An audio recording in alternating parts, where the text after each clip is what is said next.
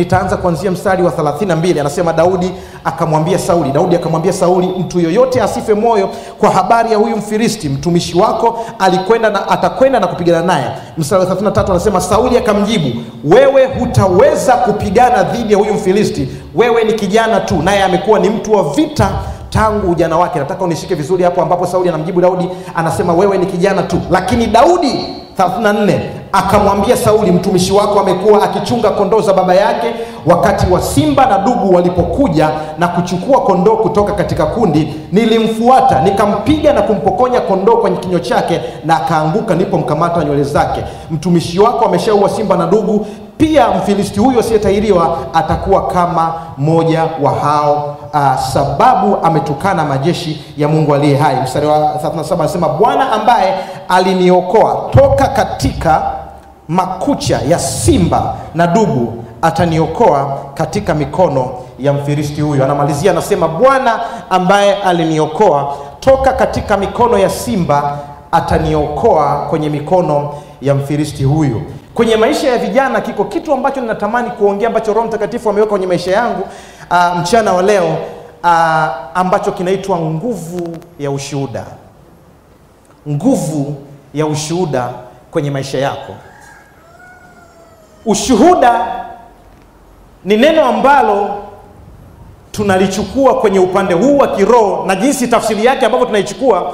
Ushuhuda ni kuelezea matendo fulani ambayo yaliwahi kutokea wakati wa nyuma kwenye maisha yako. Sio matendo makuu ya Mungu. Kuelezea tendo la namna yoyote, jambo lolote lililowahi kukutokea kwenye maisha yako wakati fulani ni ushuhuda. Kwa hiyo aidha liwe ni jambo baya ama jambo zuri, unapolisema kwa mtu kwa kumsimulia kitu ambacho kiliwahi kukutokea kwenye maisha yako, hicho kitu kinaitwa ushuhuda. Sasa ushuhuda unaweza ukawa una nguvu in a negative way, ama ushuhuda unaweza ukawa una nguvu in a positive way. Ushuhuda unaweza ukawa na nguvu kwa namna chanya, ama ushuhuda unaweza ukawa na nguvu kwa namna hasi. Na unaweza ukapata ushuhuda chanya lakini ukautumia hasi usikupe matokeo, na unaweza ukapata ushuhuda hasi ukiutumia chanya unapata matokeo makubwa. Sio kama kuna mtu fulani ananielewa. Ni kweli inawezekana ukawa umekosea sana kwenye maisha yako, lakini ukigundua kwamba ulikosea kwenye maisha yako na ukaamua kutumia yale makosa kama funzo ama darasa la kukuvusha, kukupeleka kwenye hatua nyingine, manake yale makosa yalifanyika kuwa daraja la kukuvusha. Lakini kama uliwahi kupatia mahali fulani na haukutumia ule uzoefu wa wewe kupatia ama kufanya sawa kukupeleka kwenye viwango vingine, manake haijalishi ulifanya vizuri kiasi gani, kama leo umeshindwa kufanya vizuri, manake ushuhuda wako mzuri hauna maana. Am I talking to somebody? Yes, kwa sababu kinachoangaliwa, unaangaliwa mwisho mzuri na sio mwanzo mzuri. Unaweza ukaanza vizuri, lakini swali, utamaliza vizuri? Na ushuhuda wenye nguvu ni ushuhuda unaoleta matokeo makubwa mwishoni. Anasema atakayevumilia mpaka mwisho ndiye atakayeokoka. Ushuhuda ni nini? Ushuhuda ni CV. Umewahi kwenda kwenye ofisi ya mtu ambaye una sifa zote, una vyeti, una kila kitu kwenye maisha yako ambacho kinakukalifai wewe kupata ile kazi ambayo unataka kwenda kuipata, lakini ukifika pale jambo la kwanza utakao kuuliza, una uzoefu wa muda gani na hicho kitu unachotaka kukifanya? Ama tupe CV yako tuiangalie. Unadhani kwa nini wanasema tupe CV yako tuangalie? Kwa sababu hakuna mtu ambaye anataka wewe ukawe jaribio kwenye ofisi yake. Hata wewe hautaki mtu awe jaribio kwenye ofisi yako. Hata mimi sitaki mtu ajaribu akosee niwe shamba la bibi. Nobody want that. Hakuna mtu yuko anataka hicho kitu.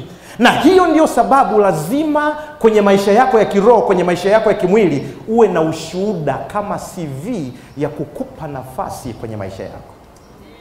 Sio kama naongea na mtu fulani. Sio kama unanielewa.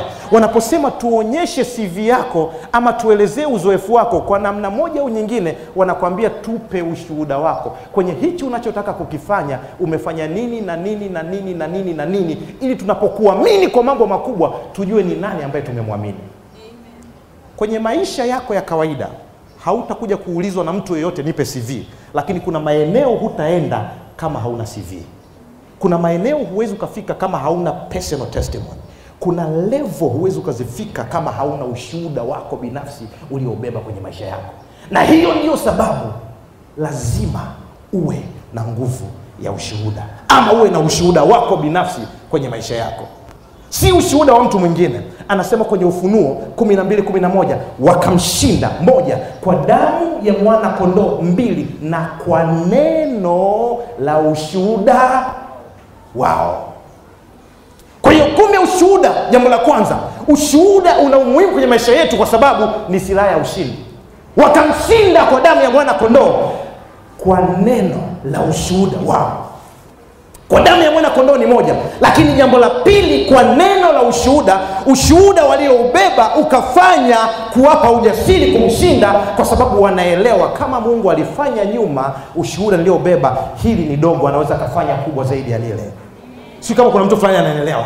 Kwa hiyo niko hapa kumtia moyo mtu fulani ambaye mtumishi wa Mungu Peter Minge amekwisha kusema kwamba inawezekana ulitoka kwenye reli. Sasa kutoka kwenye reli ni jambo moja, lakini ukiamua kutumia kutoka kwenye reli kama level, kama daraja la kukupeleka kwenye kiwango kingine cha juu cha kuto kukosea kwenye maisha yako, inawezekana.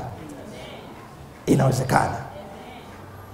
Ni kweli ulitoka, ni kweli ulishindwa, ni kweli kuna kitu ambacho ukufanya kwa namna iliyo sawa, lakini unapotambua umekosea, huwa hatukai chini na kuanza kulia. Ni kweli kuna matokeo utayapata ya makosa yako, lakini hatukai chini na kuanza kulia milele kwamba kwa sababu nilikosea jana, kesho ninaendelea kujihukumu, kesho kutwa, miaka inapita.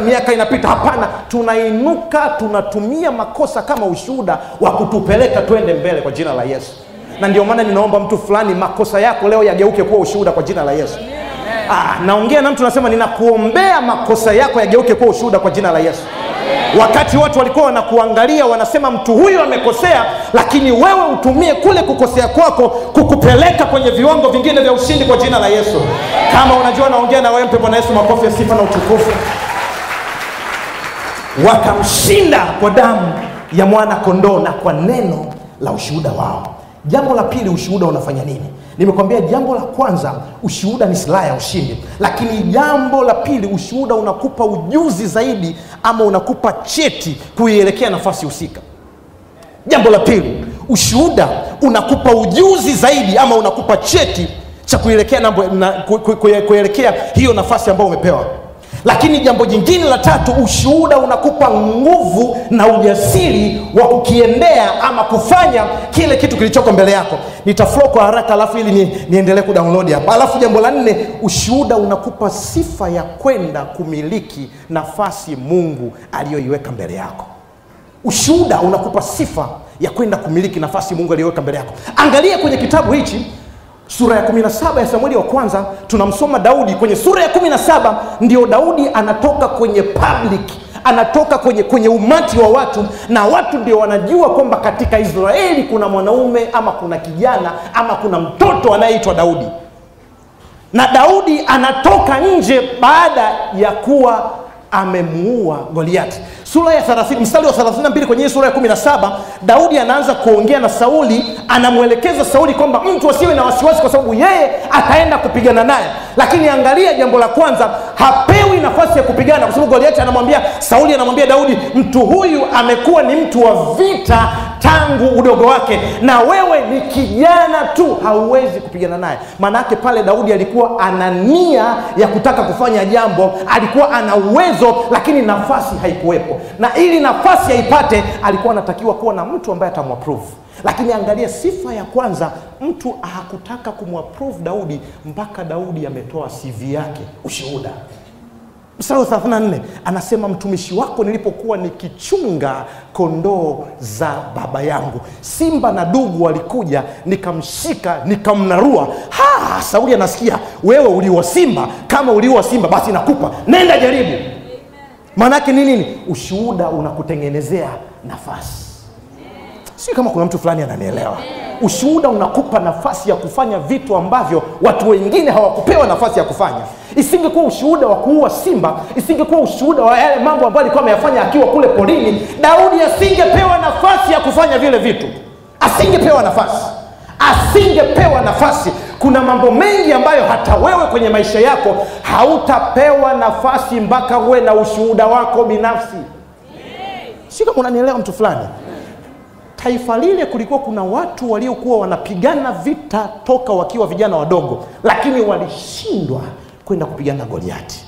Lakini angalia, kwa sababu ya nguvu ya ushuhuda, kijana mdogo ambaye ametoka msituni kuchunga kondoo za baba zake, anakuja anaona, ana reflect back kwenye kile kitu ambacho Mungu alifanya, anasema kama jambo lile Mungu alifanya kwenye maisha yangu, jambo hili ni dogo sana, nitaenda. Mimi ninakuombea mchana wa leo Mungu akupe ujasiri wa kutumia ushuhuda wako kupigana vita zilizoko mbele yako kwa jina la Yesu Kristo. Kuna maeneo ambayo Mungu ameandaa kwenye maisha yako, anasema hakuna jicho limeona wala sikio limesikia mambo aliyoandalia waliompenda, lakini ili ufike pale lazima ukubali kuwa na ushuhuda binafsi kwenye maisha yako. Sio kama naongea na mtu fulani. Sura ya 17 inamtambulisha Daudi kama mtu wa vita. Napoongea habari za Daudi huwa nasema Daudi ni mwandishi wa vitabu, Daudi ni mwanamuziki mpiga kidubi, Daudi ni mwandishi wa nyimbo, Daudi ni mwanasiasa, Daudi ni mtu ambaye alikuwa ni wanamuita ni shujaa wa vita. Daudi alikuwa na uwezo wa kupigana vita, na ndio maana Daudi amekuwa akifanya vita hata kwenye macho ya watu ambao hawakuonekana. Kupigana na simba na dugu, usije ukafikiri kwamba ni mchezo kama unakamata paka. Sio kama unanielewa mtu fulani. Ilikuwa ni zaidi ya wale waliokuwa wanakaa wanapigana vita. Kwa sababu yeye kwanza alikuwa yuko peke yake, lakini anaenda anapambana. Angalia kitu kinachotokea. Sasa hii sura ya 17 ndio Daudi anatokea kwenye public, anatambulika, watu wanaanza kusherekea ushindi wa Daudi. Lakini angalia kitu cha ajabu ambacho nataka nikufundisha, alafu nitakuwa naondoka kwenye macho yako. Sura ya 16 ndipo Mungu anamtuma Samueli aende kumpaka mafuta Daudi. Na mafuta aliyopakwa Daudi, alipakwa mafuta kwa ajili ya kwenda kuwa mfalme. Lakini nishike vizuri, listen careful, niangalie. Daudi anapakwa mafuta ili awe mfalme juu ya Israeli, lakini baada ya kupakwa mafuta haendi ikulu, anarudi kuchunga kondoo wa baba zake.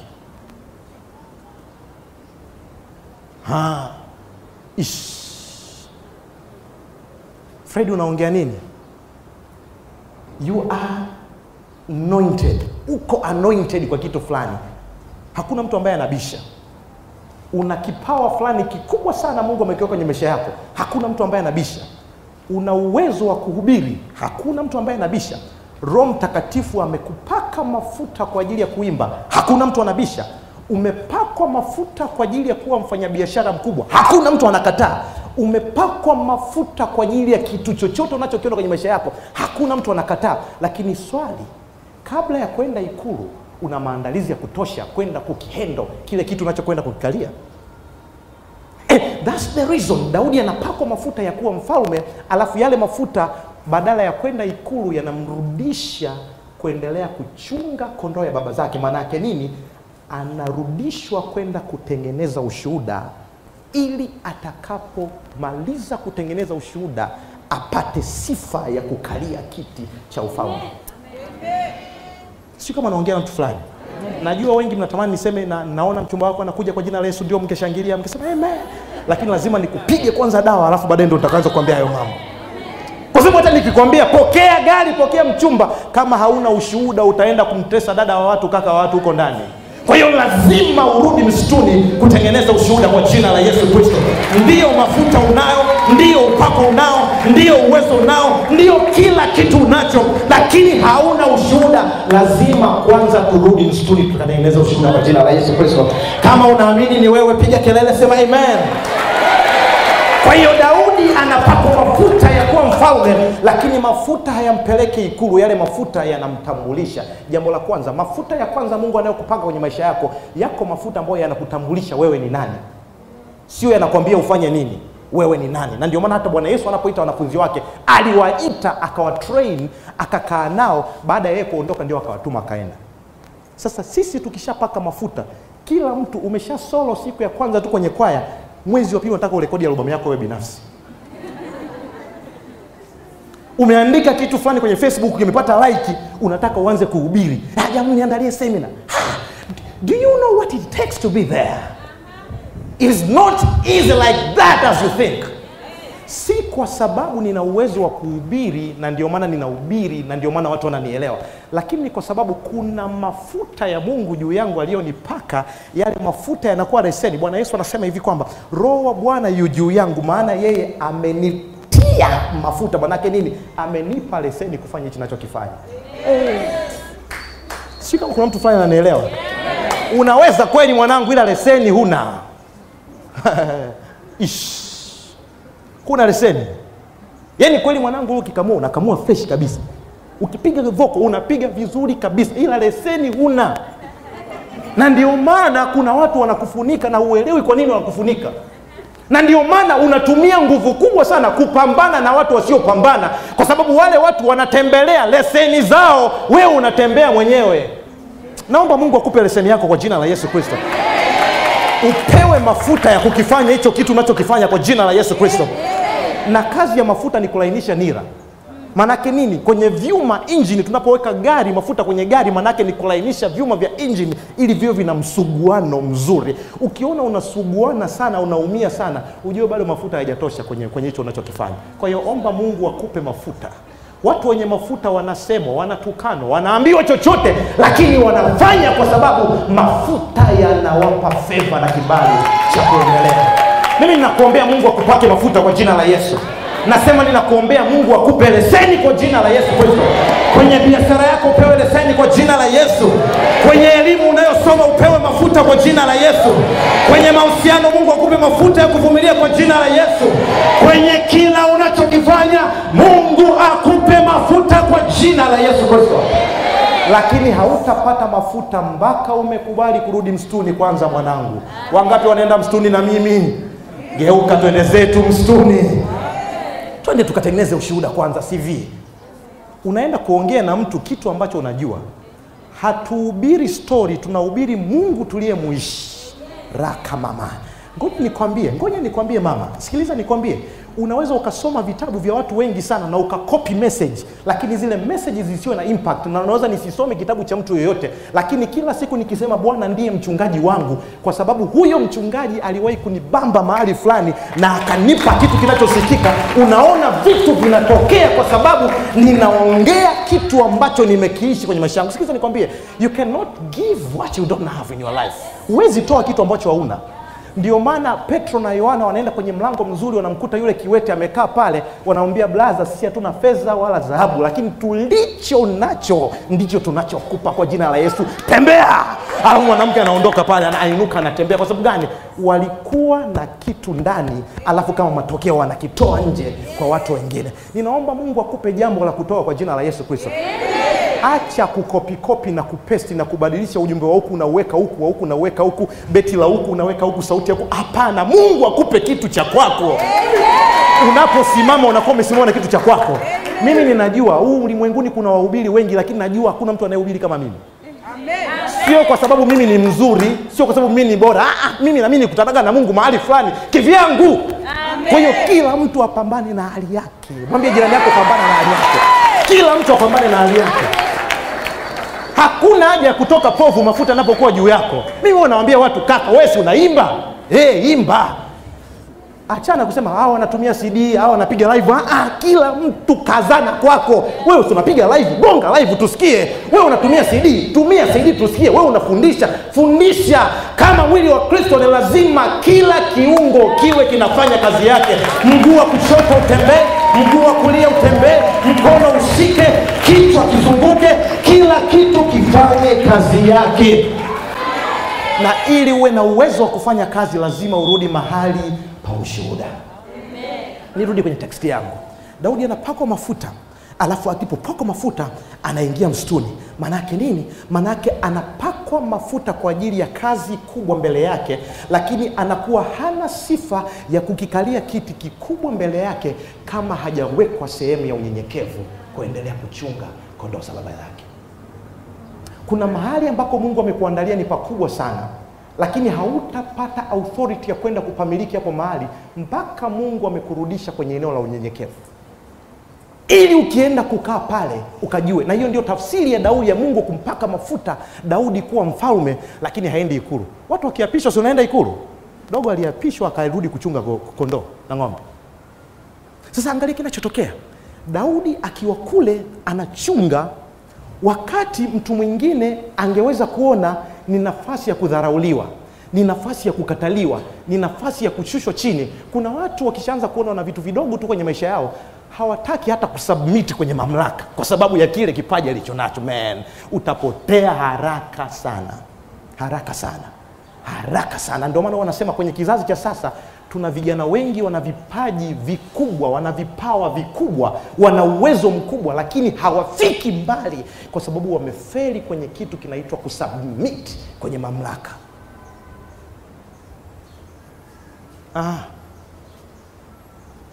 Ukishindwa kusubmit kwenye mamlaka, hakuna hatua utakayopiga kwenye maisha yako.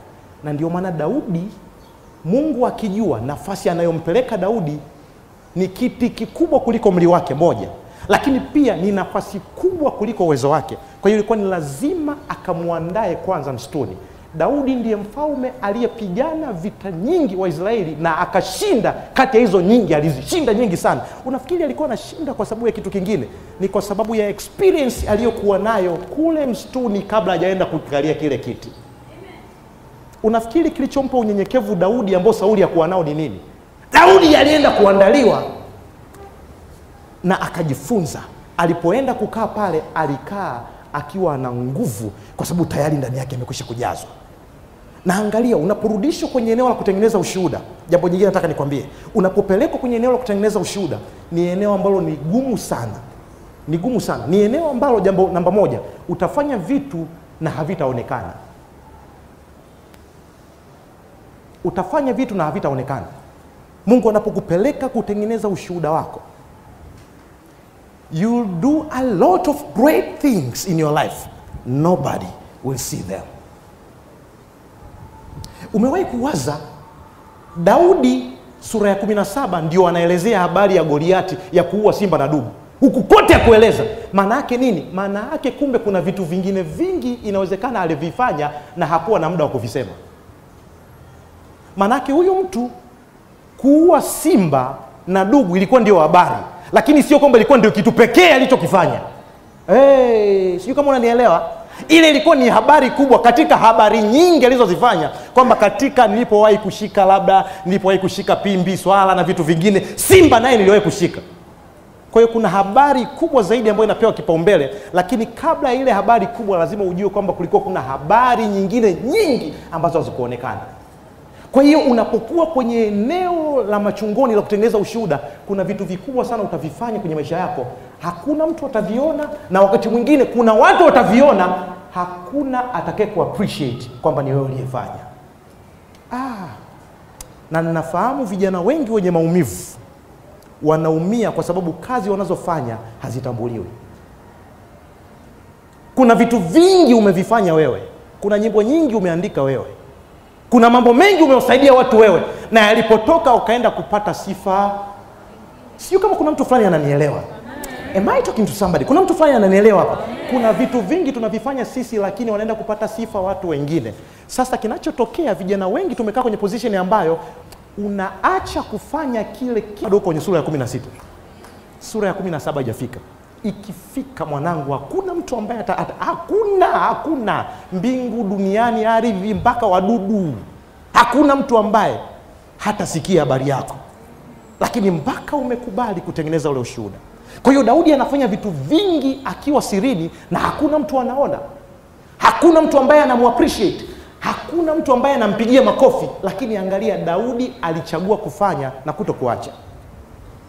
Sasa unapokuwa kwenye eneo la kutengeneza ushuhuda, jambo jingine la kufahamu ni hivi: kuna vitu vitakavyokuja kwako kwa sura ya maumivu, lakini unaweza ukavigeuza kuwa fursa ya kukupatia uzoefu.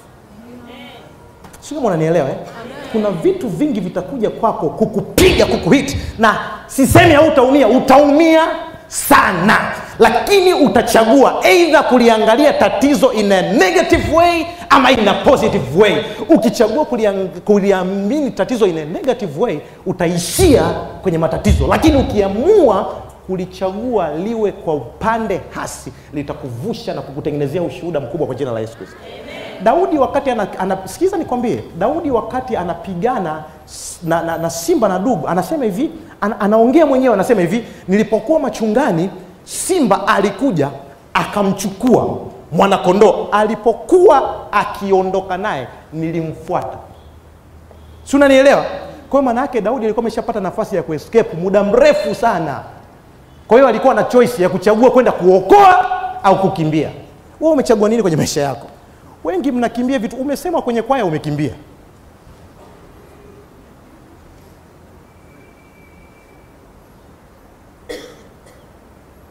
Yaani kuna mtu tu aliwahi kuambia kanisani, hiyo makeup yako uliyopaka hiyo wanja imepitiliza mpaka huku. Baada ya kuishi hapa ukahama kanisa. Watu wale hawana upendo. Mimi yani sielewi kabisa Kristo siku hizi hawana upendo. Hawana upendo kabisa. Anasema toka enzi za Yohana mpaka sasa ufalme wa Mungu unatekwa na wenye Sasa hizo ni nguvu. Unafikiri wanasema wenye nguvu ni watu ambao wenye six pack, wanaopiga vyuma?